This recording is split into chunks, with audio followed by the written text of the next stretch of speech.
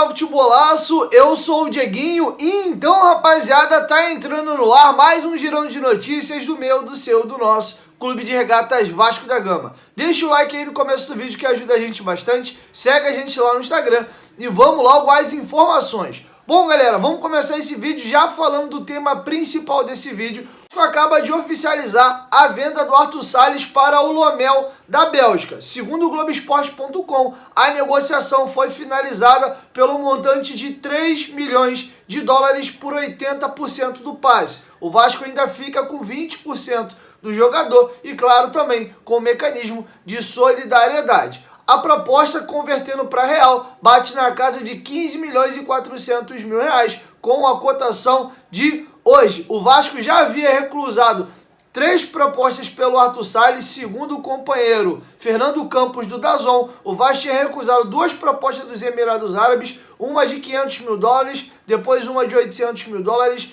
e no mês de julho o Vasco recebeu uma nova proposta lá do Chipre, por 1,5 milhão de dólares, também recusado. O Arthur Salles, segundo o Fernando Campos e também o próprio GE, tinha o interesse de deixar o Vasco e ele já tinha ficado contrariado, porque queria ter aceitado as outras propostas. O Vasco rejeitou essas 3 e agora na 4ª proposta aceitou vender o Arthur Salles. Eu vou divulgar para vocês aí a nota oficial do Vasco, dando um pouco mais de detalhes, e logo em seguida eu dou um pouco aqui da minha opinião sobre essa venda do Arthur. Confere aí. O Clube de Regatas Vasco da Gama acertou nesta terça-feira a transferência do atleta Arthur Salles para o futebol europeu.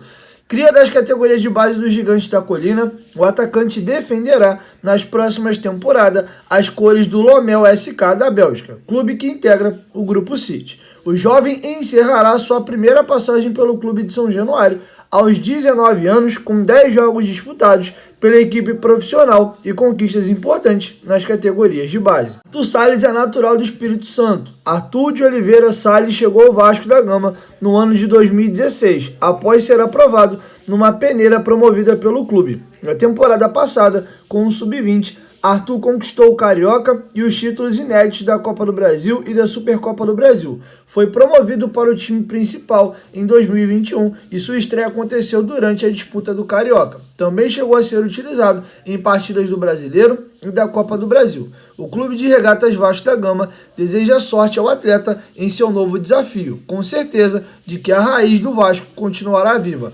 Torcemos para que mais um coração infantil brilhe no futebol europeu. Boa sorte, Arthur. Bom, galera, vamos falar um pouquinho da minha opinião agora da venda do Arthur para o Lommel, lá da Bélgica. É um jogador que é nítido, que tem muito mercado. O jogador, sem ser titular do Vasco, jogou apenas 10 jogos, alguns daquele mistão que estava jogando a molecada só do Sub-20. Lá no Campeonato Carioca foram 4 jogos, na Série B ele teve 5 jogos e 1 pela Copa do Brasil, mas sem ser titular. Sempre vindo do banco, com o Lisca agora nem oportunidade ele vinha tendo, ficou queimado com aquele passe que ele não deu para o Germancano no jogo do São Paulo no Morumbi. Já até comentei sobre essa situação aqui. Acho que o Lisca, nesse quesito aí, ele errou. Depois vocês procuram aí no canal e entendam a treta. Tá lá Lisca e Arthur Salles, que eu dou mais detalhes naquele vídeo lá. E a parada é a seguinte: você vê que é um jogador que não vem jogando e já é a 4ª proposta que o Vasco recebe pelo jogador. Eu acho que o Vasco está vendendo o Arthur Salles de maneira assodada, muito em função do estrangulamento financeiro. Tem essa situação dessa penhora de quase 100 milhões aí que está batendo na porta,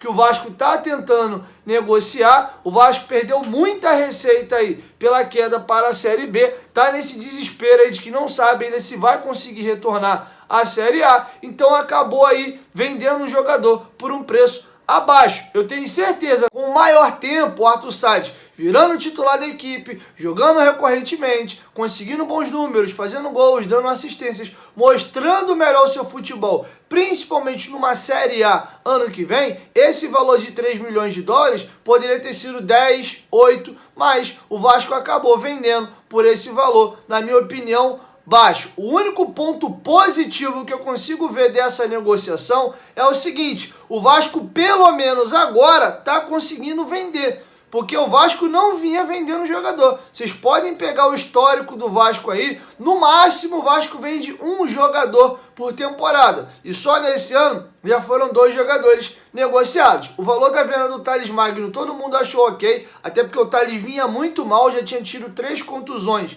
e não conseguia performar aquela expectativa que foi criada no ano de 2019. Já a venda do Arthur Salles agora, acredito que todo mundo vai chiar, porque vai achar o valor um pouco abaixo. Mas é a primeira vez que eu vejo o Vasco vendendo 2 jogadores na mesma temporada. Se você olhar todos os nossos rivais aí, tanto do Rio quanto as grandes equipes do futebol brasileiro, todo mundo vende 4, 5 jogadores por ano, desde jogadores titulares quanto jogadores que ainda estão nas categorias de base. O Vasco tem um problema grave de venda e inclusive essa venda foi realizada para o Grupo City, que é o mesmo grupo que comprou o Thales Magno. Primeiro eles colocaram o Thales no New York City, que é a equipe da Major League Soccer, e agora eles colocaram o Arthur Salles numa equipe belga, que também pertence ao Grupo City. Isso é sinal de que, de fato, o Vasco melhorou e conseguiu um bom relacionamento com esse grupo tão importante que compra bastante jogador. Agora, o Vasco tem que melhorar o seu relacionamento para continuar vendendo jogadores,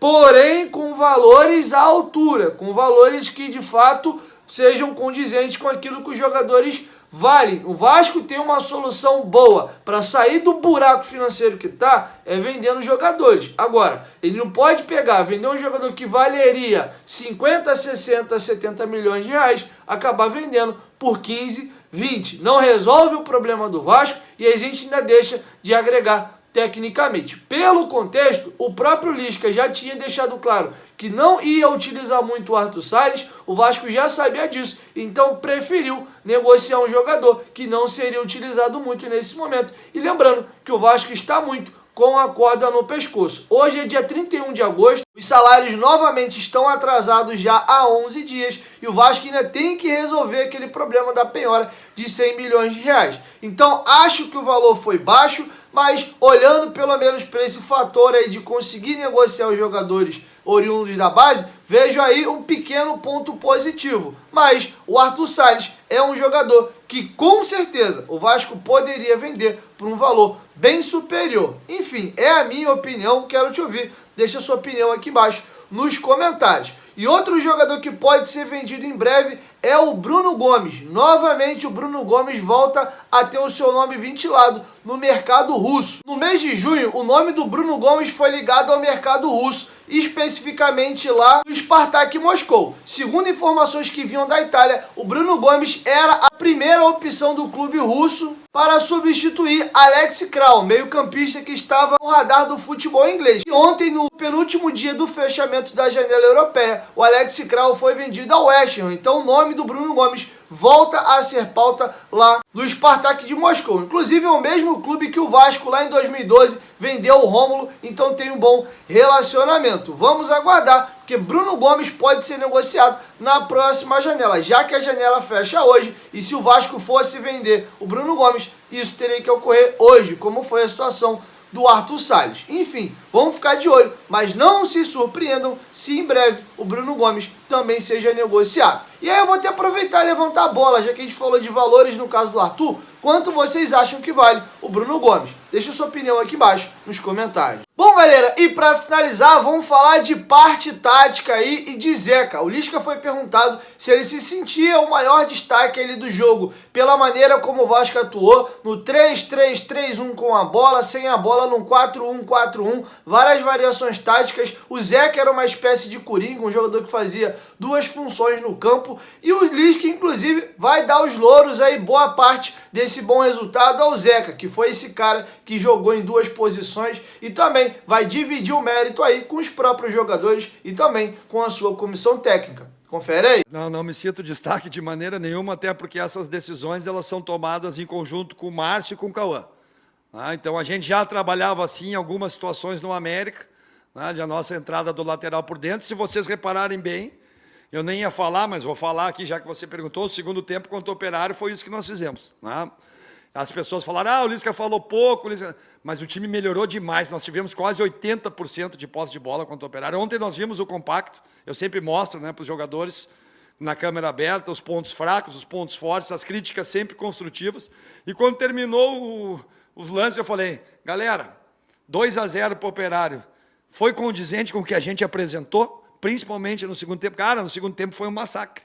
A bola não entrou, a bola batia num, batia no outro, eles botaram 9 jogadores dentro da área, e o Morato foi muito assertivo com o Zeca e o Marquinhos. Lá nós já usamos essa estratégia e crescemos demais.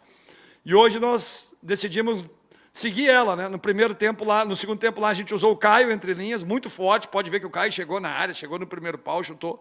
Depois ele veio para o lugar do Rômulo e o André entrou nessa função já e entrou muito bem também. Mas o Morato aqui pelo lado esquerdo nós ficamos mais forte ainda, né? E aí vamos ver quem que vai jogar, Morato, Léo Jabá, Peck. Peck foi muito bem hoje também. Mas é uma estratégia que a gente bolou durante a semana e o Zeca nos dá essa possibilidade, né? Um jogador que gosta de construir por dentro também. E é difícil você construir por dentro e marcar por fora quando você perde a bola na linha de 4, né? Então, eu acho que quem pode ser considerado um destaque para a gente poder ter essa alternância de sistema é o Zeca. Então, o Zeca nos deu essa possibilidade. E o destaque, eu acho que hoje foi o grupo, foi todos os jogadores, coletivamente fomos muito fortes. E a assertividade da comissão técnica de todos, né? Belo trabalho que a gente fez na semana também, entrosamos bem com o Daniel Félix, que é o nosso preparador, conseguimos nos aproximar mais, ele nos falou mais sobre o trabalho, o que ele pensava em desenvolver, porque não tínhamos tempo para isso, né? Fizemos um excelente trabalho de força também na quarta ou quinta-feira, né? Dando uma beliscada nos aspectos físicos também, que os jogadores há muito tempo não podiam fazer pelo calendário. Então, conseguimos também equacionar bem a carga de trabalho e os jogadores, e mais importante, né, os jogadores acreditarem na estratégia e cumprirem ela. Então, o destaque, para mim, é do clube todo e principalmente dos jogadores que executam a estratégia que a gente planeja. Bom, galera, é isso. Essas eram as informações que eu tinha para trazer para vocês nesse vídeo. Logo mais à noite, entre 8h30 e 9 horas, o Dieguinho tá chegando com mais informações, beleza? Chegou até aqui, dá essa moral, deixe seu like, que é muito importante. E claro, se for sua primeira vez aqui no canal, não esquece de se inscrever e ativar o sininho das notificações. Que toda vez que tiver vídeo novo aqui no canal, o YouTube vai te notificar e tu vai ser aqui muito bem informado, beleza? 1, 2, 3, futebolaço, tamo junto, família. E a qualquer momento, Dieguinho volta, vai, tamo junto, valeu, fui!